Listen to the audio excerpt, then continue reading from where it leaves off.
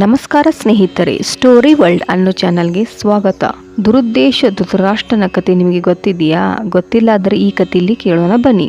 ದೇವತಾ ಪರಮ ಪುರುಷನಾದ ಶ್ರೀಕೃಷ್ಣನು ಹೀಗೆ ಅಪ್ಪಣೆ ಮಾಡಿದ್ದರಿಂದ ಅಕ್ರೂರನು ಹಸ್ತಿನಾಪುರಕ್ಕೆ ಭೇಟಿ ಕೊಟ್ಟನು. ಹಸ್ತಿನಾಪುರವು ಈಗ ಹೊಸ ದೆಹಲಿಯಲ್ಲಿರುವ ಪ್ರದೇಶದಲ್ಲಿ ಇದ್ದಂತೆ ಜನರು ಹೇಳುತ್ತಾರೆ. ಹೊಸ ದೆಹಲಿಯ ಒಂದು ಭಾಗಕ್ಕೆ ಈಗಲೂ ಇಂದ್ರಪ್ರಸ್ಥ ಎಂದು ಹೆಸರು. ಜನಸಾಮಾನ್ಯರು ಇದನ್ನು ಪಾಂಡವರು ಹಿಂದಿನ ರಾಜಧಾನಿ ಎಂದು ನಂಬುತ್ತಾರೆ. ಹಸ್ತಿನಾಪುರ ಎನ್ನುವ ಹೆಸರೇ ಬಹುಸಂಖ್ಯೆಯ ಹಸ್ತಗಳು ಎಂದರೆ ಆನೆಗಳು ಇದ್ದುದನ್ನು ಸೂಚಿಸುತ್ತದೆ. ರಾಜಧಾನಿಯಲ್ಲಿ ಪಾಂಡವರು ಬಹುಸಂಖ್ಯೆಯ ಆನೆಗಳನ್ನು ಇಟ್ಟುಕೊಂಡಿದ್ದರಿಂದ ಅದಕ್ಕೆ ಹಸ್ತಿನಾಪುರ ಎಂದು ಹೆಸರು ಬಂದಿತ್ತು. ಆನೆ ಸಾಕುವುದು ಬಹು ಖರ್ಚಿನ ಕೆಲಸ. ಅಷ್ಟೊಂದು ಸಂಖ್ಯೆಯ ಆನೆಗಳನ್ನು ಸಾಕಲು ರಾಜ್ಯವು ಬಹು ಶ್ರೀಮಂತಿಕೆಯಾಗಿರಬೇಕು. ಹಸ್ತಿನಾಪುರವ ಆನೆಗಳು, ಕುದುರೆಗಳು, ರಥಗಳು ಮತ್ತು ಇತರ ಬಗೆಯ ಶ್ರೀಮಂತಿಕೆಯಿಂದ ತುಂಬಿ ಹೋಗಿತ್ತು. ಅಕ್ರೂರನು ಹಸ್ತಿನಾಪುರವನ್ನು ತಲುಪಿದಾಗ ರಾಜಧಾನಿಯು ಎಲ್ಲ ರೀತಿಯಲ್ಲಿ ಶ್ರೀಮಂತವಾಗಿತ್ತು ಎನ್ನುವುದು ಕಂಡನು. ಹಸ್ತಿನಾಪುರದ ಅರಸರು ಇಡೀ ಜಗತ್ತಿನ ಅರಸರೆಂದು ಹೇಳಿಕೊಳ್ಳಲಾಗುತ್ತಿತ್ತು. ಅವರ ಈ ಕೀರ್ತಿಯು ಇಡೀ ರಾಜ್ಯದಲ್ಲಿ ಹಬ್ಬಿತ್ತು ಮತ್ತು ಬ್ರಾಹ್ಮಣರು, ವಿದ್ವಾಂಸರು ಬಹು ಶ್ರೀಮಂತವಾಗಿದ್ದ ರಾಜಧಾನಿಯನ್ನು ನೋಡಿದಂತ ಅಕ್ರೂರನು ಅರಸರ ಧೃತರಾಷ್ಟ್ರನನ್ನು ಕಂಡು ಅವರೊಡನೆ ಕುಳಿತು ಪಿತಾಮಹ ಭೀಷ್ಮನನ್ನು ಕಂಡನು. ಅವರನ್ನು ಭೇಟಿಯಾದ ನಂತರ ವಿದುರನನ್ನು, ಅವನ ಅತ್ತಿಗೆ ಕುಂತಿಯನ್ನು, ಒಬ್ಬರ ನಂತರ ಒಬ್ಬರಂತೆ ಸೋಮದತ್ತನ ಮಗನನ್ನು, ಬಾಹಿಕ್ಲದ ರಾಜನನ್ನು, ದ್ರೋಣಾಚಾರ್ಯರನ್ನು, ಕೃಪಾಚಾರ್ಯರನ್ನು, ಕರ್ಣನನ್ನು, ಸುಯೋಧನನ್ನು ಭೇಟಿ ಮಾಡಿದನು. ಪಂಚ ಪಾಂಡವರನ್ನು, ನಗರದಲ್ಲಿದ್ದ ಇತರರ ಬಂಧು ಮಿತ್ರರನ್ನು ಕಂಡನು. ಅಕ್ರೂರನು ಗಾಂಡಿನ್ಯ ದೇವಿಯ ಮಗನೆಂದು ಪ್ರಸಿದ್ಧನಾಗಿದ್ದನು. ಆದುದರಿಂದ ಅವನ ಹೋದ ಕಡೆಯಲ್ಲೆಲ್ಲ ಅವನನ್ನು ಸಂತೋಷದಿಂದ ಬರಮಾಡಿಕೊಂಡರು. ಅವನಿಗೆ ಉಚಿತವಾದ ಆಸನವನ್ನು ನೀಡಿದರು. ಅವನು ತನ್ನ ಎಲ್ಲ ಬಂಧುಗಳ ಯೋಗಕ್ಷೇಮದತ್ತ ವಿಷಯವಾಗಿ, ಇತರ ಕೆಲಸಗಳ ಕಾರ್ಯಗಳ ವಿಷಯವಾಗಿ ಪ್ರಶ್ನಿಸಿದನು. ಹಸ್ತಿನಾಪುರಕ್ಕೆ ಭೇಟಿ ನೀಡಬೇಕೆಂದು ಕೃಷ್ಣನು ಅವನನ್ನು ಕಳಿಸುವುದರಿಂದ ವ್ಯಾವಹಾರಿಕ ಸಂದರ್ಭಗಳನ್ನು ಅಧ್ಯಯನ ಮಾಡುವುದರಲ್ಲಿ ಅವನು ಚತುರನಾಗಿದ್ದನು ಎನ್ನುವುದು ಸ್ಪಷ್ಟ. ಅರಸರು ಪಾಂಡವಿನ ಸಾವಿನ ನಂತರ ಅವನ ಮಕ್ಕಳಿದ್ದರು. ಧೃತರಾಷ್ಟ್ರನು ನ್ಯಾಯಕ್ಕೆ ವಿರುದ್ಧವಾಗಿ ಸಿಂಹಾಸನವನ್ನು ಆಕ್ರಮಿಸಿಕೊಂಡಿದ್ದನು. ಅಲ್ಲಿಯೇ ಇದ್ದು ಇಡೀ ಸನ್ನಿವೇಶವನ್ನು ಅಭ್ಯಾಸ ಮಾಡಬೇಕೆಂದು ಅಕ್ರೂರನು ಬಯಸಿದನು. ದುರುದ್ದೇಶದ ಧೃತರಾಷ್ಟ್ರನು ಬಹುಮಟ್ಟಿಗೆ ತನ್ನ ಮಕ್ಕಳ ಪರವಾಗಿದ್ದೇನೆಂದು ಅವನಿಗೆ ಅರ್ಥವಾಯಿತು. ಧೃತರಾಷ್ಟ್ರನು ಆಗಲೇ ರಾಜ್ಯವನ್ನು ಆಕ್ರಮಿಸಿದ್ದನು. ಆಗ ಪಂಚ ಪಾಂಡವರನ್ನು ಮೂಲೆಗೊತ್ತಲು ಪ್ರಚೋದನೆ ಮಾಡುತ್ತಿದ್ದನು. ಧೃತರಾಷ್ಟ್ರನು ಗಂಡು ಮಕ್ಕಳಲ್ಲಿ ಹಿರಿಯನಾದನು ದುರ್ಯೋಧನ. ಅವರನ್ನೆಲ್ಲರೂ ದುಷ್ಟ ರಾಜಕಾರಣಿಗಳೆಂದು ಅಕ್ರೂರನಿಗೆ ತಿಳಿದಿತ್ತು. ಧೃತರಾಷ್ಟ್ರನು ಭೀಷ್ಮ ಮತ್ತು ವಿದುರರ ಸದ್ಬೋಧನೆಗೆ ಅನುಗುಣವಾಗಿ ನಡೆದುಕೊಳ್ಳುತ್ತಿರಲಿಲ್ಲ. ಕರ್ಣ ಮತ್ತು ಶಕುನಿಗಳಂತ ದುರ್ಬೋಧನೆಯನ್ನು ಅನುಕರಿಸುತ್ತಿದ್ದನು.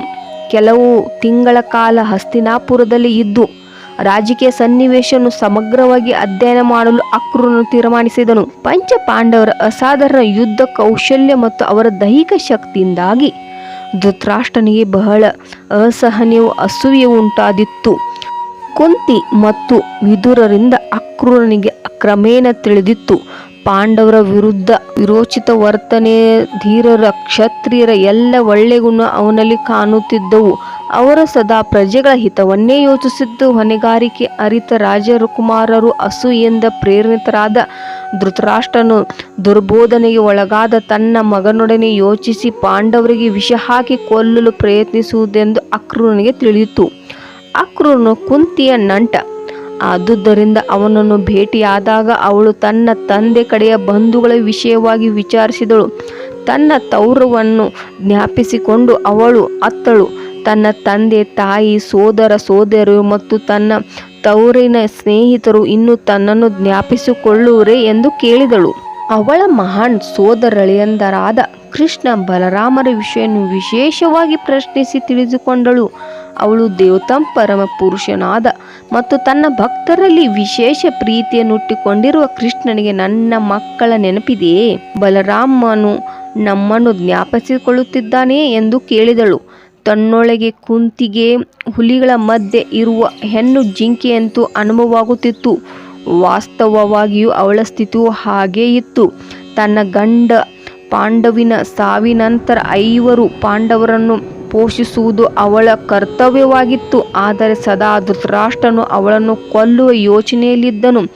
ನಿಶ್ಚಯವಾಗಿಯೂ ಅವಳು ಹಲವು ಹುಲಿಗಳ ಮಧ್ಯೆ ಇರುವ ಮುಗ್ಧ ಬಡಪಾಯಿ ಪ್ರಾಣಿಯಂತೆ ಬದುಕುತ್ತಿದ್ದಳು.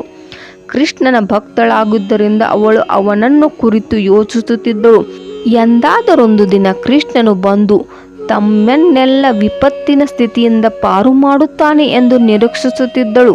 ಧೃತರಾಷ್ಟ್ರ ಮತ್ತು ಅವಳ ಮಕ್ಕಳ ಕುಯುಕ್ತಿಗಳಿಂದ ಬಿಡಿಸಿಕೊಳ್ಳುವುದು ಹೇಗೆ ಎಂದು ತಂದೆ ಇಲ್ಲದ ಪಾಂಡವರಿಗೆ ಮಾರ್ಗದರ್ಶನ ಮಾಡುವ ಯೋಚನೆಯು ಕೃಷ್ಣನಿಗೆ ಇದೇ ಇತ್ತು. ಅಕ್ರೂರನು ಹೇಳಿದನು. ಈ ಎಲ್ಲ ವಿಷಯಗಳನ್ನು ಕುರಿತು ಅಕ್ರೂರನೊಡನೆ ಮಾತನಾಡಿದಾಗ ಅವಳಿಗೆ ತಾನು ನಿಸ್ಸಹಾಯಕಳು ಎಂದು ಅನಿಸಿತು. ಅವಳು ಹೀಗೆ ಉದ್ಗಾರ ಮಾಡಲು ಪ್ರಾರಂಭಿಸಿದಳು. ನನ್ನ ಪ್ರೀತಿಯ ಕೃಷ್ಣ, ನೀನು ಪರಮಯೋಗಿ, ವಿಶ್ವದ ಪರಮಾತ್ಮನು. ನೀನು ಇಡೀ ವಿಶ್ವದ ನಿಜವಾದ ಹಿತಚಿಂತಕನು. ಪ್ರೀತಿಯ ಗೋವಿಂದ, ಈಗ ನೀನು ನನ್ನಿಂದ ಬಹು ದೂರವಿದ್ದೀಯ. ಆದರೂ ನಾನು ನಿನ್ನ ಚರಣ ಕಮಲಗಳಿಗೆ ಶರಣಾಗಲು ಪ್ರಾರ್ಥಿಸುತ್ತೇನೆ. ತಂದೆ ಇಲ್ಲದ ನನ್ನ 5 ಗಂಡು ಮಕ್ಕಳ ವಿಷಯವನ್ನು ಯೋಚಿಸುತ್ತಾ ನಾನು ಬಹು ಸಂಕಷ್ಟದಲ್ಲಿದ್ದೇನೆ. ನಿನ್ನ ಚರಣ ಕಮಲಗಳನ್ನು ಬಿಟ್ಟರೆ ಬೇರೆ ಆಶ್ರಯವಿಲ್ಲ, ಬೇರೆ ರಕ್ಷಣೆ ಇಲ್ಲ ಎಂದು ನನಗೆ ಚೆನ್ನಾಗಿ ತಿಳಿದಿದೆ. ನೀನು ದೇವತಾ ಪರಮ ಪುರುಷನಾಗಿದ್ದರಿಂದ ನಿನ್ನ ಚರಣ ಕಮಲಗಳ ದುಃಖದಲ್ಲಿರುವ ಎಲ್ಲ ಆತ್ಮಗಳನ್ನು ಪಾರು ಮಾಡಬಲ್ಲೆಯ. ನಿನ್ನ ಕರುಣೆಯಿಂದ ಮನುಷ್ಯನು ಹುಟ್ಟು ಸಾವುಗಳ ಹಿಡಿತದಿಂದ ಕ್ಷಮವಾಗಿರಬಹುದು. ಪ್ರಿಯ ಕೃಷ್ಣ, ನೀನು ಪರಮ ಪವಿತ್ರನು, ಪರಮಾತ್ಮನು ಮತ್ತು ಎಲ್ಲ ಯೋಗಿಗಳ ಪ್ರಭು. ನಾನು ಏನು ಹೇಳಲಿ? ನಾನು ನಿನ್ನ ಗೌರವಪೂರ್ವಕ ಪ್ರಣಾಮಗಳನ್ನು ಅರ್ಪಿಸಬಲ್ಲೆ ಅಷ್ಟೇ. ಸಂಪೂರ್ಣವಾಗಿ ನಿನಗೆ ಶರಣಾಗತಳಾದ ಭಕ್ತಳೆಂದು ನನ್ನನ್ನು ಸ್ವೀಕರಿಸು. ಕೃಷ್ಣನು ಅವಳ ಮುಂದೆ ಇಲ್ಲದಿದ್ದರೂ ಅವನು ತನ್ನೆದುರಿಗೆ ಇದ್ದಾನೆ ಎನ್ನುವಂತ ಕುಂತಿಯ ಪ್ರಾರ್ಥಿಸಿದಳು. ಕುಂತಿಯ ಹೆಜ್ಜೆಗಳನ್ನು ಅನುಸರಿಸುವ ಯಾರೇ ಆಗಲಿ ಇದು ಸಾಧ್ಯ. ಕೃಷ್ಣನು ದೈಹಿಕವಾಗಿ ಎಲ್ಲೆಲ್ಲೂ ಇರಬೇಕಾಗಿಲ್ಲ. ಆತ್ಮಶಕ್ತಿಯಿಂದ ಅವನು ಎಲ್ಲೆಲ್ಲೂ ಇದ್ದಾನೆ. ಮನುಷ್ಯನ ಶ್ರದ್ಧೆ ಅವನಿಗೆ ಶರಣಾಗುವುದು ಅಷ್ಟೇ ಅಗತ್ಯ. ಕುಂತಿಯು ಭಾವಪೂರ್ವಕಳಾಗಿ ಕೃಷ್ಣನನ್ನು ಪ್ರಾರ್ಥನೆ ಮಾಡುತ್ತಿದ್ದ. ಅವಳಿಗೆ ತಡೆಯಲಾಗದ ದುಃಖ ಉಂಟಾಯಿತು. ಅಕ್ರೂರನ ಎದುರಲ್ಲೇ ಗಟ್ಟಿಯಾಗಿ ಅಳಲು ಪ್ರಾರಂಭಿಸಿದಳು. ವಿದುರನು ಅಲ್ಲಿದ್ದನು. ಅಕ್ರೂರನಿಗೆ ವಿದುರನ ಪಾಂಡವರ ತಾಯಿಯ ವಿಷಯದಲ್ಲಿ ಬಹು ಅನುಕಂಪವಾಯಿತು. ಅವಳ ಮಕ್ಕಳಾದ ಯುಧಿಷ್ಠಿರ, ಅರ್ಜುನ ಮತ್ತು ಭೀಮನನ್ನು ಹೊಗಳಿ ಅವಳನ್ನು ಸಂತೈಸಲು ಪ್ರಾರಂಭಿಸಿದನು. ಅವಳ ಮಕ್ಕಳನ್ನು ಅಸಾಧಾರಣ ಬಲಶಾಲಿಗಳು. ಅವರು ಯಮರಾಜ, ಇಂದ್ರ ಮತ್ತು ವಾಯುವಿನಂಥ ಮಹಾನ್ ದೇವತೆಗಳು ಮಕ್ಕಳಾಗಿದ್ದರಿಂದ ಅವಳು ಅವರ ವಿಷಯದಲ್ಲಿ ಕಳವಳ ಪಡಬೇಕಾಗಿಲ್ಲ ಎಂದು ಸಮಾಧಾನ ಹೇಳಿದನು. ಅಕ್ರೂರನು ಹಿಂದಕ್ಕೆ ಹೋಗಿ ಕುಂತಿ ಮತ್ತು ಅವಳ 5 ಮಕ್ಕಳ ಅತಿ ಕಷ್ಟದ ಸ್ಥಿತಿಯನ್ನು ಕೃಷ್ಣನಿಗೆ ತಿಳಿಸಲು ತೀರ್ಮಾನಿಸಿದನು. ಧೃತರಾಷ್ಟ್ರನು ಸಂಪೂರ್ಣವಾಗಿ ತನ್ನ ಮಗನ ಪರವಾಗಿದ್ದು ಪಾಂಡವರ ಪರವಾಗಿ ಇರಲಿಲ್ಲ. ಅಕ್ರೂರನು ಅವನಿಗೆ ಒಳ್ಳೆಯ ಉಪದೇಶವನ್ನು ಮಾಡಲು ಬಯಸಿದನು.